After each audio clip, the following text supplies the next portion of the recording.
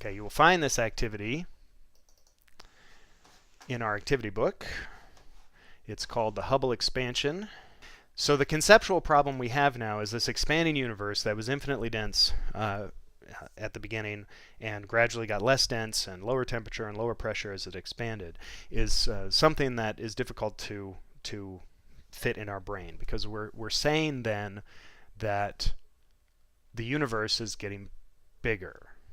But that's not really what we're saying. What we're saying is that the universe has more space. And this is something that whenever I first started thinking about this, and even sometimes today, my brain gets a little bent, right? So what do we mean by that? Well, first of all, you can imagine, we live in four-dimensional space-time, but let's imagine, for the sake of argument, that you're a creature that lives on the surface of this balloon, right?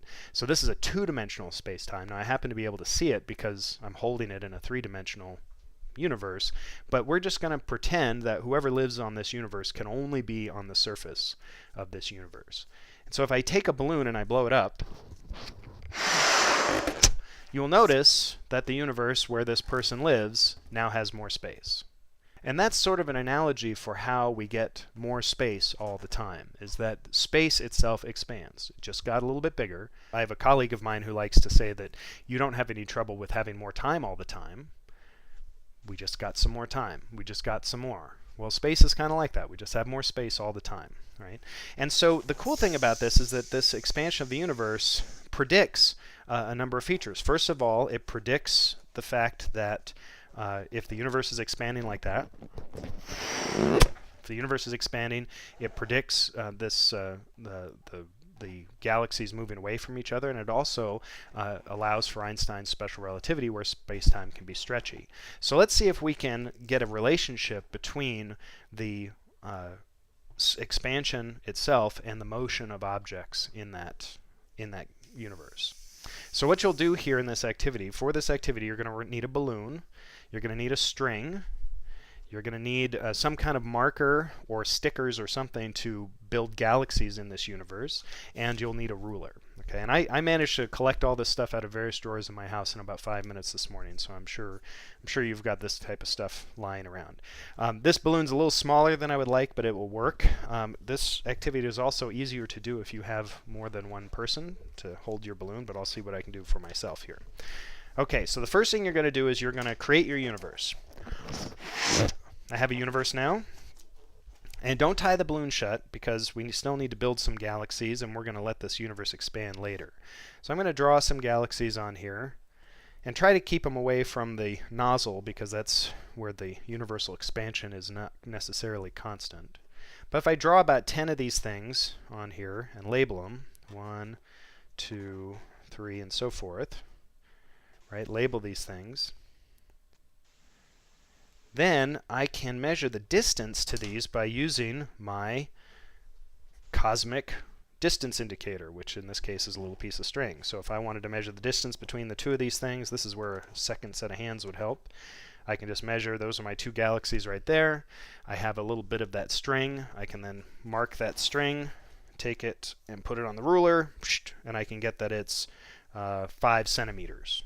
Okay, so the distance between those first two galaxies is 5 centimeters. So you can write this down. I've got a little data table for you on the worksheet. You can write down pick a galaxy 0 that you're going to measure from, right? And that could be galaxy 1, it doesn't matter, but one of these measurements is going to be 0, 0, because you measure, from the first galaxy, you have a 0 distance.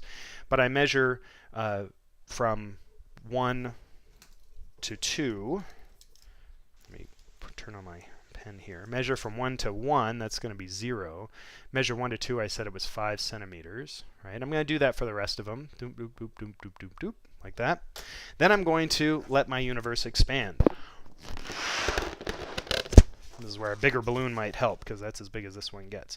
So I let my balloon expand, and then I can measure the distance again. So I go ahead and measure the distance again. This one is like there to there.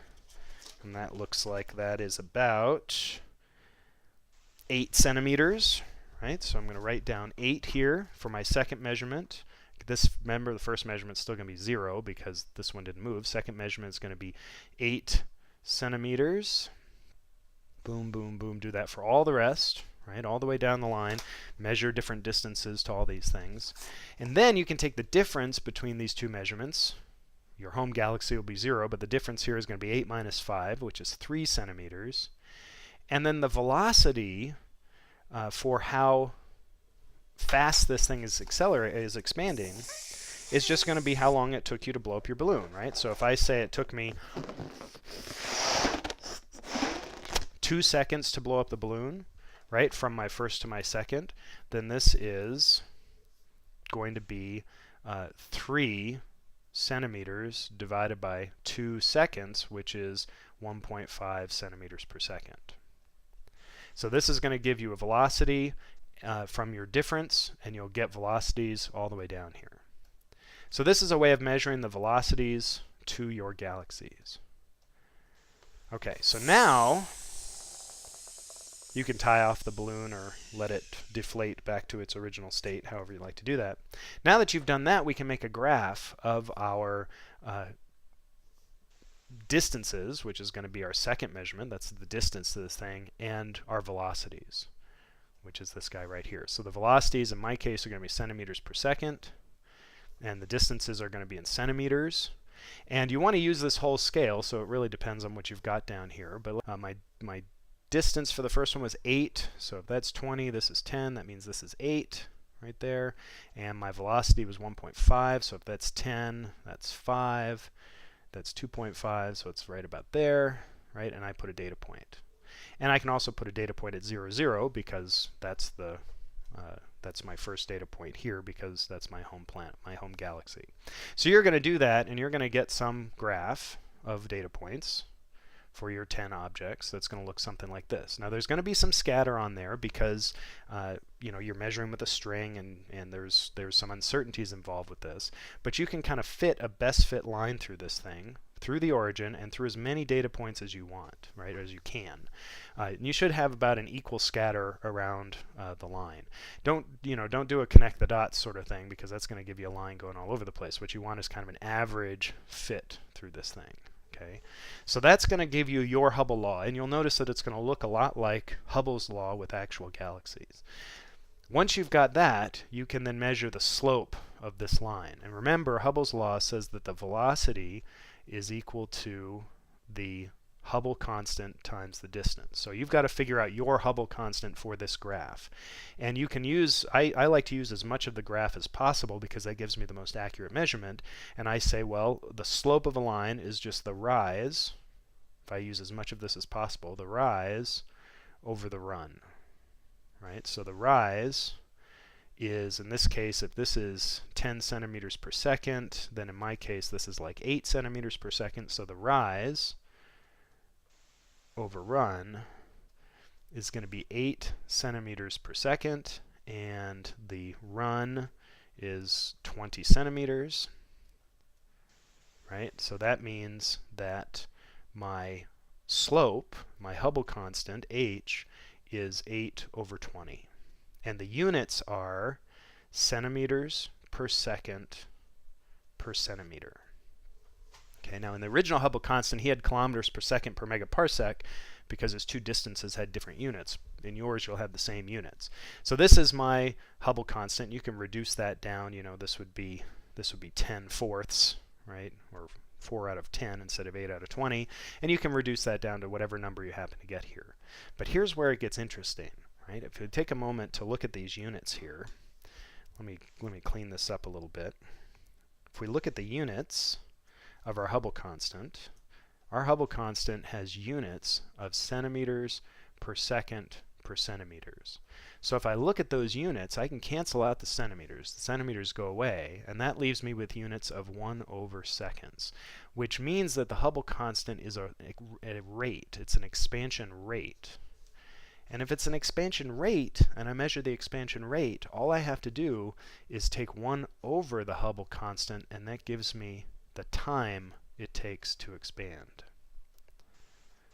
So you should be able to predict and compute how long it took your balloon to expand from the Hubble constant.